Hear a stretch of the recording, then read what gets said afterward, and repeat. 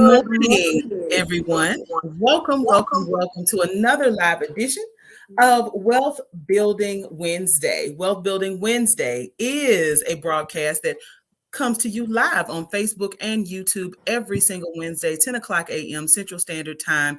And we re-air the audio of this awesome show every Wednesday, 1:30 p.m. on our media partner, WBFZ Z105.3. My name is Lydia Chapman. I serve as the director of TRHT Selma, and I am delighted, as always, to have a phenomenal guest join us for today's show. Y'all, Well Building Wednesday, we focus on making sure that we put the information where you, the community, can connect with resources that can help you build wealth. We understand that there's this thing called a wealth gap in our country, where for every $100,000 of wealth that some people, some families may have, Black folks and other marginalized communities have not always had access to that. So there may be, whereas some folks have 100,000, there are Black families that are struggling to get 100, right? $100 in wealth. So we want to make sure that we are leveling the playing field, if you will, with Wealth Building Wednesday. And this is just a part of what TRHT Selma does to improve outcomes for folks all across our community. So this show here today, listen, I am so delighted. She is the hardest working, one of the hardest working women I know. Has taken a moment out to share some great information with us. Welcome, Tonya S. Chestnut, Dr. Chestnut. She is a realtor. She is a professional. She is, man, she is a woman of her word, of the word and of her word. So want to say welcome and good morning to you. Good morning. Good morning. Thank you so much for taking the time out to have this important conversation. Today, y'all who have tuned in, Dr. Chestnut is here with me today to talk about home ownership. Um, Again, I talked in the intro about this thing called a wealth gap.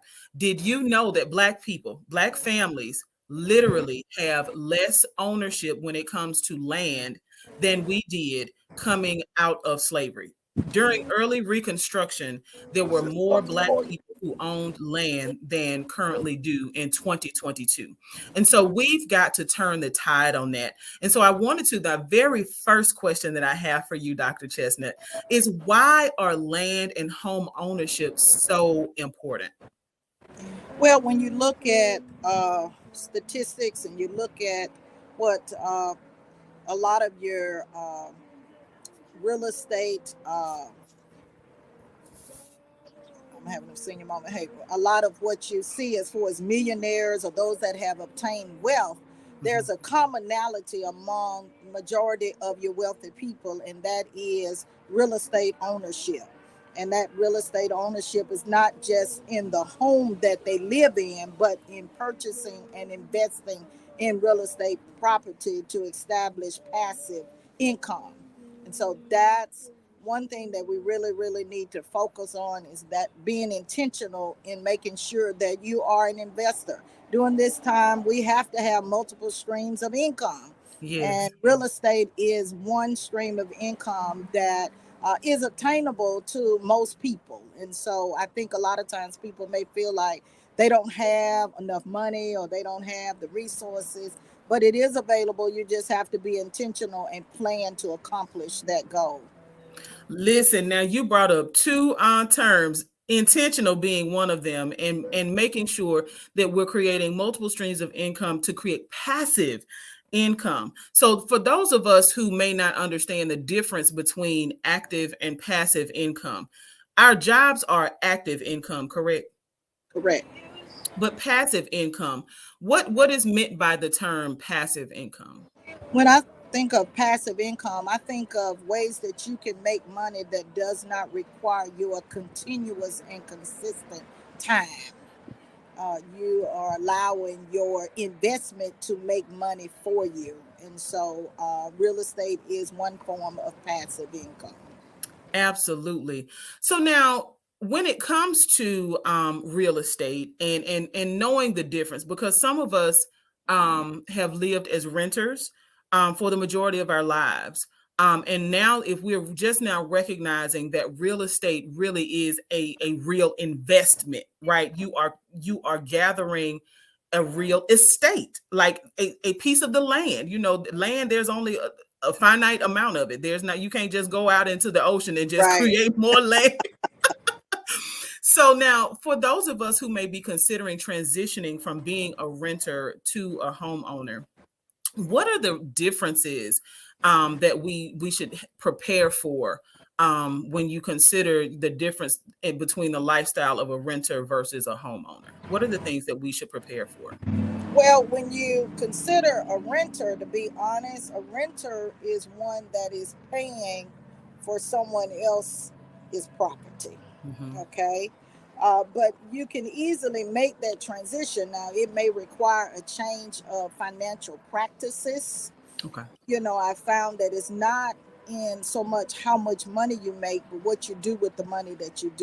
Mm, so I would encourage anyone that's planning to transition from being a renter to a homeowner to begin by making a budget, really looking okay. at your finances. And I always say, I tell my kids to put a name to your money, because you really don't realize how much money you throw away when you don't have it earmarked for a certain purpose, even if that purpose is for entertainment or for some of the things that you like. But at least have spend your money intentionally. But then also really pay attention to how much you charge as far as credit.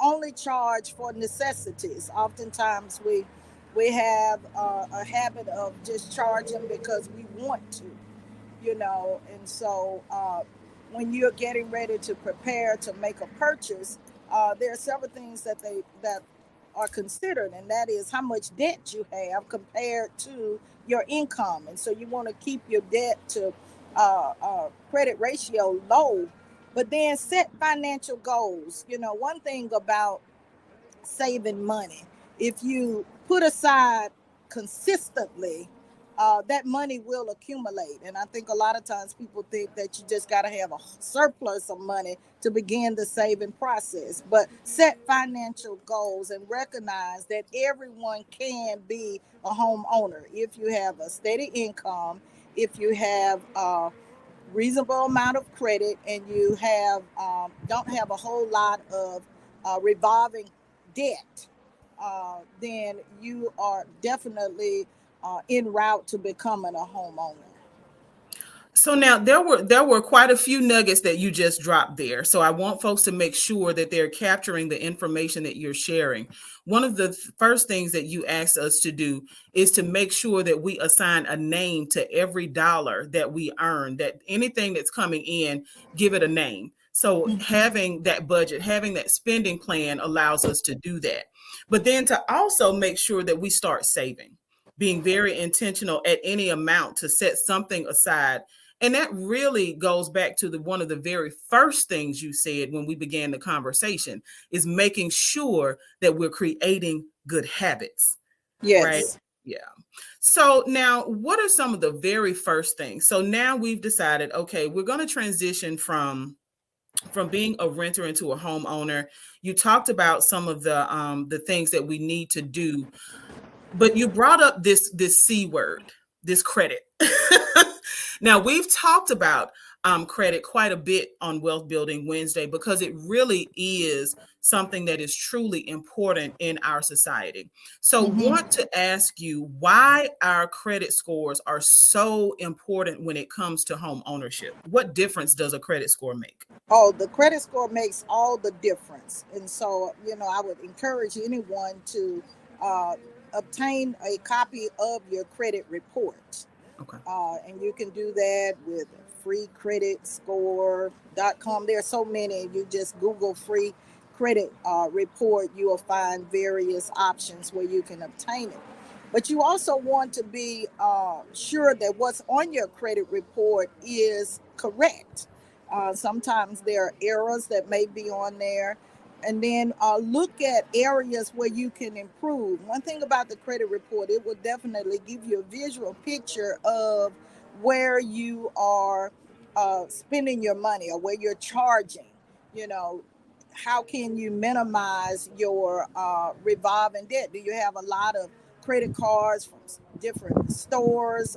Just what are you charging? And I encourage anyone, and I really stress this to my own children, um, credit cards are not for you to buy what you can't afford. It's not for you to use just because it's there and available.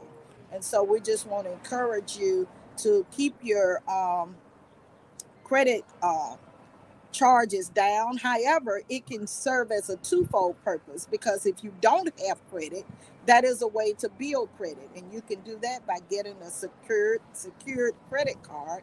You can go Okay. to your bank and get a secured credit card. Now, with that, you use your own money. For instance, Mhm. you may put down $250 or $500, and so as you use that card, you're actually using your own money. But the beauty of it is to make sure that you build a history of good payment, meaning paying on time, and if at all possible, if your credit limit, whether it's a secured credit card or one that is not secured, try to keep your balance at least below half of your limit, because you when you max out, when I say max out, it means that if they've given you $1,000 uh, credit limit or $5,000 credit limit and your balance is $4,900, then you're pretty much maxed out. And even though you're paying on time, it does not work to your advantage. And so I encourage you to keep your balance at least below half, and then use it if you can. If you're going to use the credit card to build credit, be prepared to go on and pay it off. Mhm. So I may use my card because I'm trying to establish credit, but I also know that this is money that I would have spent in cash or with a debit card. So I am in position to now just go on and pay it off. You can go on and pay it like the next week or so and build a great positive history of payment. So now you have said quite a bit now, and I just want to encourage those folks who have been tuning into Wealth Building Wednesday for a while. Think back on how many people are saying the exact same thing. You have Dr. Chestnut telling you today as you prepare to become a homeowner. You have Miss Hesley, who is with Lifelines Counseling, who is a credit counselor. We have folks from Hope Credit Union that have come on, Mary Ann Givens, who's come on. These ladies are saying the exact same thing. So it must be something to it, right? And how to manage this thing called credit. Those 9 digits that we are assigned at birth, that social security number is there. Those are the 9 digits that America uses to identify who we are and what we do. Because that's exactly how people, are able to pull your credit using that's why you have to enter your social security number for things like student loans or when you're applying for a job, right? Because there are many jobs that require credit checks now. Mm-hmm. Even if you are looking to be a renter, there are apartment complexes that simply Right. will not let you in, depending on what your credit score is, because that is their way of observing what your habits are. And just as Dr. Chestnut just said, y'all, your credit report tells you how you're spending your money. And if we're not using our credit wisely, if we're not using those guaranteed cards, those secured credit cards to build credit, right? So that the bank now says, okay, you have an unsecured credit card. So now that you have been, we notice that in our relationship with you that you're doing well, we want to extend you more credit, but we've got to do right by that. So I want to ask you though about this, and you've mentioned it before in our conversation, debt to income. Like, what difference does our debt to income ratio make when we are thinking about this home buying process? Well, when lenders are looking at your income, they're also looking at how much debt you have. And of Okay. course, they're looking from a vested interest that you have the ability to pay. To pay. And so you can't have the majority of your income already spent prior to obtaining a loan for a home. And so like I said, you want to make sure that your debt to income ratio is as low as it can be, Okay. so that you can show that you are, first of all, someone that they are not considered high risk, because with life, things happen that we don't expect. And so you can't spend, of course, more than you make. And that's something, because you don't want to go. You want to keep your home when you get it. Right. You don't want to go into foreclosure. And I understand sometimes things happen that we have no control over. But as they, even with a great credit score, you can't be so head over heels in debt that if something does occur, you're not able to maintain your mortgage payment. Okay. And so that's important for us to know. Debt to income, we want to monitor our own debt to income, whether a mortgage lender is monitoring that or not. Right. So if you know you are bringing in 5,000 a month, but you're spending 7,000, because you depending on these credit cards. Listen, we got some. The math is not mathing. Okay, Right. we've got to correct that and make sure that we get in alignment with living within our means and making sure that we appear to be a dependable person when it comes to seeking these home loans. So now, what about apps? Because as folks start to position themselves, right? If we're positioning ourselves to become a homeowner, we have gotten our debt to income ratio to within a really good range. We have gotten our credit score way up there so that we can qualify for as many loan products as possible at lower interest rates, which is really important right now as interest rates continue to rise. How can apps like, or are they even helpful? Apps like Zillow and Realtor. I know that as a real estate agent, as a realtor yourself, you probably get calls from folks who've seen stuff online. So, how can these apps help, or do they help at all with people who are looking to become homeowners? Oh, yes, exactly. They do help. I encourage anyone, if you're actively seeking to obtain ownership of a home, hire a real estate agent. And the beauty Yes. of buying a home, when you are the purchaser, it costs you nothing to have a real estate agent working on your behalf. And so get someone, Zillow, of course. There are several different online options for looking at homes and what's available. It's like a system that's been developed so that you can see what's what's out there and what's for sale. But at the end of the day, you still need to hire a real estate agent. Now, some of those companies can and will assign you someone, but if you know someone that you trust, you can easily go onto that site and say, hey, I saw this property at this location, or the MLS number, and they can work specifically on your behalf, someone that you know and someone that you have chosen for yourself. That would be your first step. And then after you've hired a real estate agent, the next thing you want to do is to get pre approval. Get pre approval for a loan, and that way you know exactly how much you're eligible for. A lot of times we focus on the score. The score just says that you are in position to borrow money, but it does not reflect how much money you can borrow. And I think that's where we sometimes find a gap. People like, well, okay, I've got this credit score, but they don't realize that your payment history, your debt to income ratio, all of those things impact that score, but it also impacts the amount of money that you're eligible to borrow. And so once you've done that, you get the pre-approval. And the reason why that's so important is it's Hmm. not fair to you, the buyer, to go out and look for a home that may cost $150,000 and you're only eligible for 100. Mm. It's like taking a kid to the candy store and then telling them he can't have the candy. However, you may be eligible for a lot more than you realize, and you may be eligible for $100,000 more than you thought about. And so it just gives you a clear picture of the direction that you're going. Then your realtor can seek out homes within your buying range.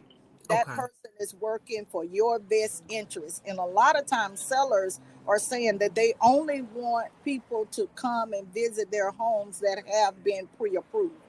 They don't want to open their doors to people that are you know, just looking, but they really want serious buyers. And so, one way to determine that that person may be serious is that many times they'll say, we realtors within our notes, we're told they must have pre-approval in order to come and view this home. And so that's the start of the process. So now I'm glad you just said that about the pre-approval, because that is a very important part. I did not recognize that homeowners can actually say that to, I guess it would be their agent to ask on their behalf that people aren't able to see, or how is that? How can you Well, tell, or can you?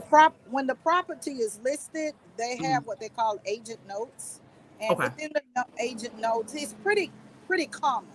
More times than not, um, homeowners want to know that you have been pre-approved, Yeah. pre-approved, and it's up to the agent to only show their home to people that have the capacity to purchase it.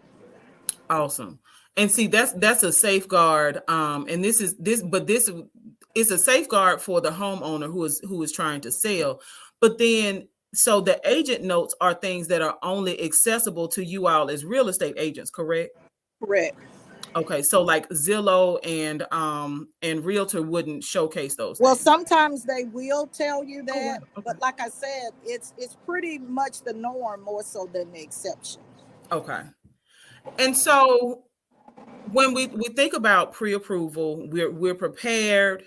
Um, you've been pre-approved, which is a different process from actually pursuing a loan product. But if you're pre-approved for 200,000, well, let's just say 100,000. Let's go to the same numeric example that you just spoke about.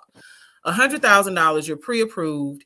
Um, what kind of, like, how do you know what kind of loan to select from? Like, what are the most common types of loan products that people may encounter as they try to become homeowners, as they move Well, out into that space? that's a great question. There are several different types of loans, and a lot of times they are determined based on your credit score. Of course, the higher your credit score, the the more options you have, and the better your interest rate will be. Okay. And so that's so critical. But for instance, a conventional loan, your credit score range needs to be around 620, and you need to have 3% down. Okay.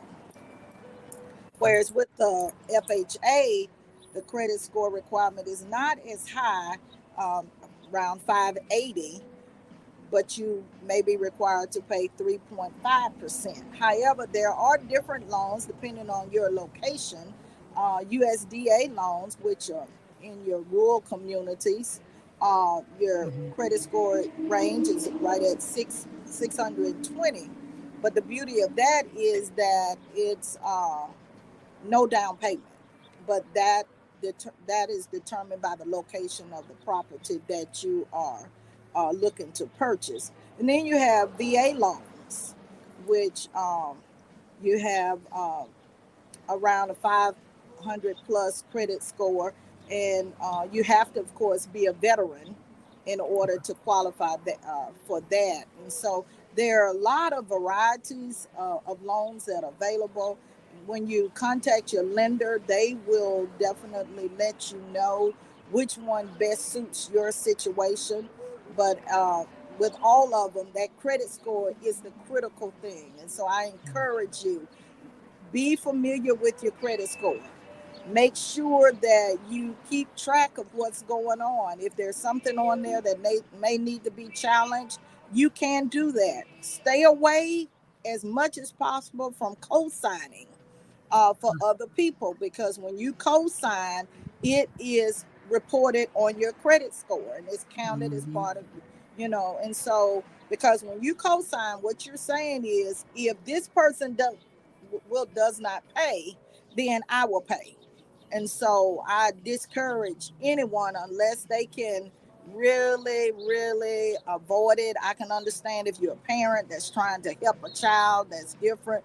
And, that's another whole conversation, because we as parents, we can work towards helping to build our children's credit score even before they get started. But that's another whole conversation.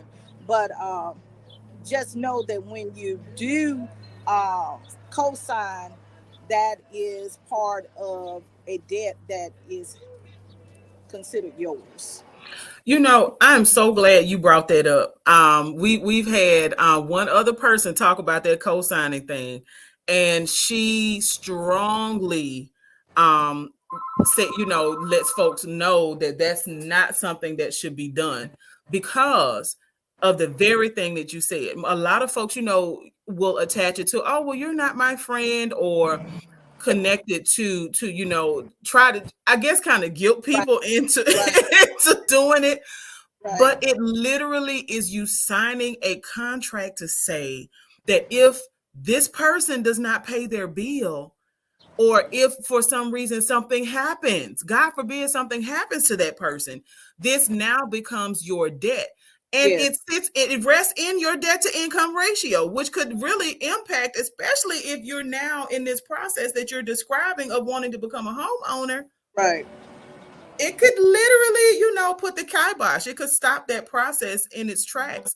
Um, Simply, because, with good intention, we're trying to help folks, but, actually ending up harming ourselves. So this is why programs like Wealth Building Wednesday exist, so that we can help equip people with the information, so that we're able to share this information. This is free information. This is free game, if you will, right? So if you didn't understand the importance of not co-signing, if you didn't understand the importance of maintaining a good spending plan or maintaining a budget, saving. Dr. Chestnut talked to us about saving, the importance of, no matter how little you think it actually is a lot, because you are starting good habits when you start to save.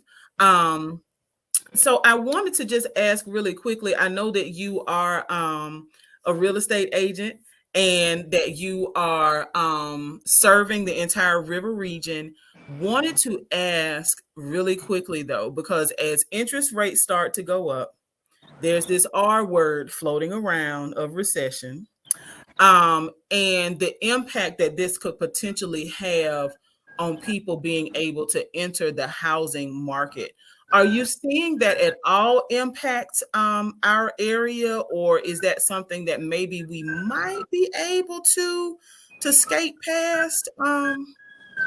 Well, of course, the interest rates are much higher than they were when we uh, during the time of COVID, and that was Yeah. to kind of jumpstart the economy, to Mhm. encourage people to purchase. The interest rates now have gone up. If you're interested in making a purchase, you definitely want to go on and purchase, just in case we do run into a recession and Okay. rates may go even higher. However, you do want to make sure that you have a secure job that won't be impacted by the recession. And so, at this point, you really just don't know. However, having continuous income, having a good credit score, because even if the rates are higher, when the rates go down, you can refinance at a lower interest rate. Yeah. And so, of course, having higher interest rate, it decreases the amount of money that you're eligible to borrow. But at the same time, we have no idea whether they're going to go higher than they are right now. And now, if we have fixed, because fixed and variable rates, and this is another whole conversation, Whole but conversation. 30 years is a typical mortgage um, loan. Mhm. So if we are entering into a mortgage, is the expectation that all mortgages are fixed, or all of them variable, or is there room for negotiation? And that's going to be my last question. Look.